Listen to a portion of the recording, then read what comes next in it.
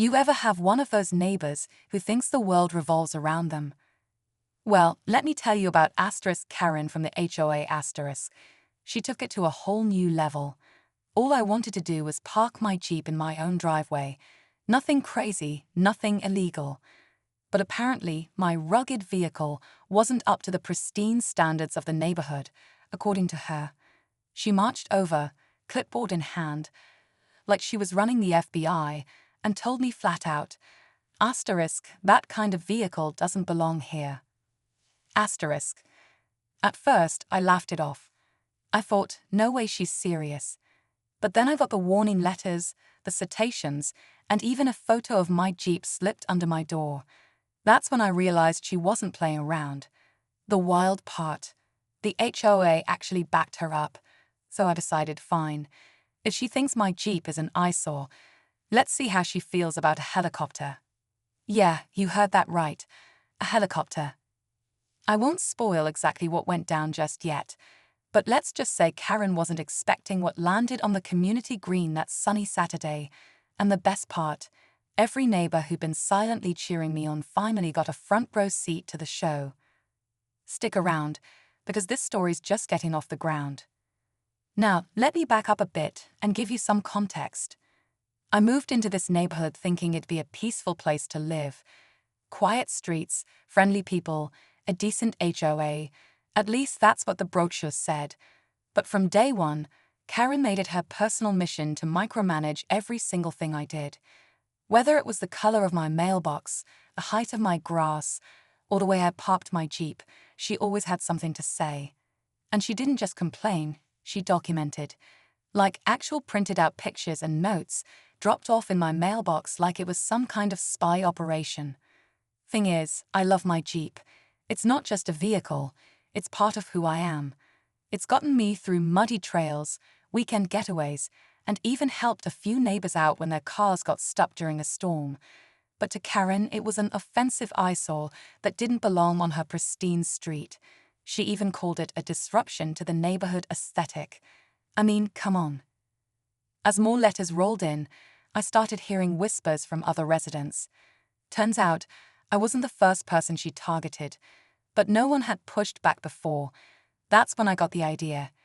If she wanted to play this game by the rules, I fit the script.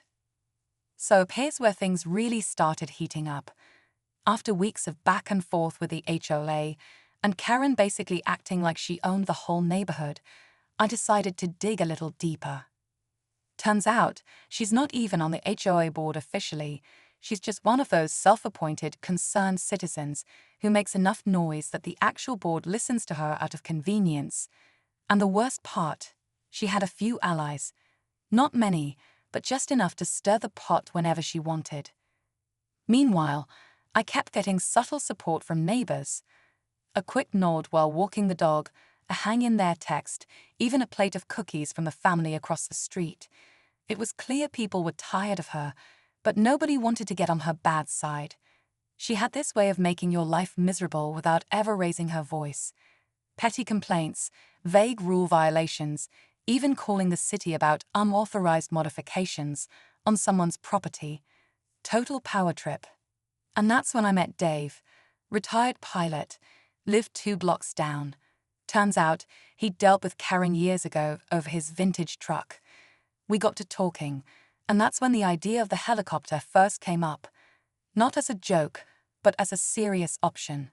At first, it sounded ridiculous, but the more Karen pushed, the more it started to make perfect sense.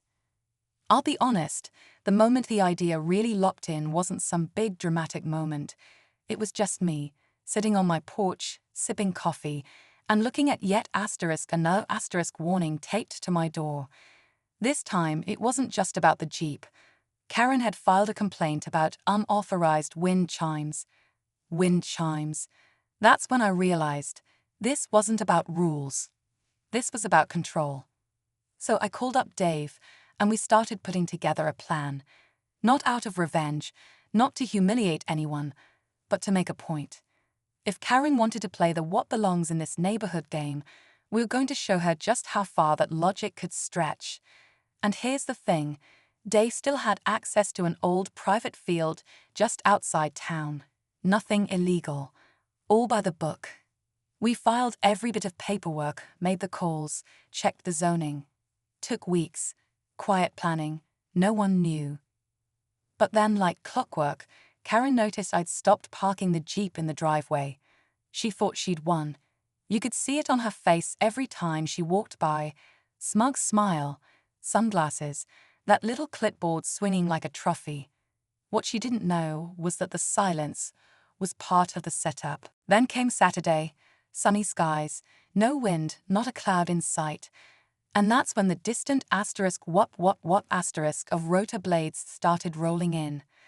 The sound grew louder, and people started stepping out of their houses, shielding their eyes from the sun and looking up. Kids pointed, dogs barked. The whole neighborhood was buzzing with curiosity. And right there in the center of it all, Karen. She stood frozen on her perfectly manicured lawn, looking up like she couldn't believe what she was hearing. What she didn't know was that this wasn't just a flyover. Nope, this was a full landing. Right on the open green space near the community center. It was legal, safe, cleared with the right folks, and completely within the boundaries of HOA regulations. Because nowhere in that 80-page rulebook does it say you can't land a helicopter in a designated open area for community events. But here's where it took a wild turn. Just as the skids touched the grass and the dust started to settle, Karen ran straight toward the helicopter, waving her arms and screaming over the roar of the blades. Everyone was watching, phones out, recording. And then, boom, here comes twist number 2. Turns out, Karen had filed her own complaint with the city that same morning claiming an unauthorized aircraft event was being staged in a residential area. What she didn't know was the city official she called. Yeah, he was already inside the helicopter, sitting next to Dave, clipboard in hand. And that's when everything really exploded. The helicopter blades slowed, the engine winding down as the crowd started to move in closer. Phones were still up, filming every second. Karen was in full meltdown mode now, yelling about city ordinances, safety violations, and something about disrupting the peace. But then the door opened, and out stepped the city official, calm, collected, holding a clipboard of his own. He adjusted his sunglasses, looked around, and said loud enough for everyone to hear, everything has been cleared. Paperwork's in order. Nothing in the HOA regulations prohibits a helicopter landing in this space. You could have heard a pin drop. Karen's face turned a shade of red I didn't even know was possible. She tried arguing back, but the official calmly pointed out that her complaint had actually helped confirm the event's legality, since it prompted an early review and approval. But here's a twist no one saw coming. Turns out, the city had been looking into Karen for a while. Several neighbors had quietly reported her for harassment and false claims. She was on their radar. That helicopter ride, it wasn't just to support me, it was part of a surprise investigation. The official turned to her and said, "We'll be reviewing your history with the HOA. Expect a formal notice soon." The crowd didn't cheer. They didn't need to. The silence said it all. After that day, everything shifted. Karen kept a low profile for a while. The HOA board quietly distanced themselves from her, and a few members even stopped by to apologize for all the hassle. Turns out, when someone finally stands up, it gives others the courage to speak too.